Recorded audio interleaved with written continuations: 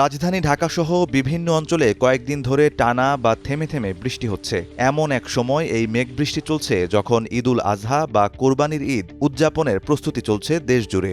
ঈদের ছুটি শুরু হলেই ঢাকাসহ দেশের বিভিন্ন অঞ্চলে কর্মরতরা নিজ নিজ জেলায় ফিরতে শুরু করবেন। কিন্তু এই টানা বৃষ্টির কারণে স্বাভাবিক চলাফেরাতেও হচ্ছে ভোগান্তি।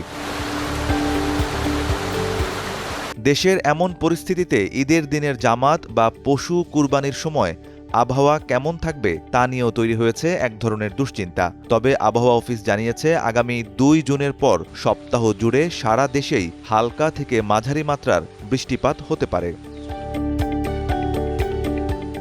এদিকে আবহাওয়াবিদ আবুল কালাম মল্লিক জানান, ঈদের দিন সারা দেশেই বৃষ্টিপাতের সম্ভাবনা রয়েছে। তবে ঈদের ৩ দিন আগে আরও নির্দিষ্ট করে বলা সম্ভব। এই পুরো সময়টা জুড়ে ভ্যাপসা গরম থাকবে, কারণ বাতাসে জলীয় বাষ্পের আধিক্য থাকবে বলে গরম পড়বে। মূলত বাতাসে যখন জলীয় বাষ্পের উপস্থিতি বেশি থাকে তখন গরম অনুভূত হয়।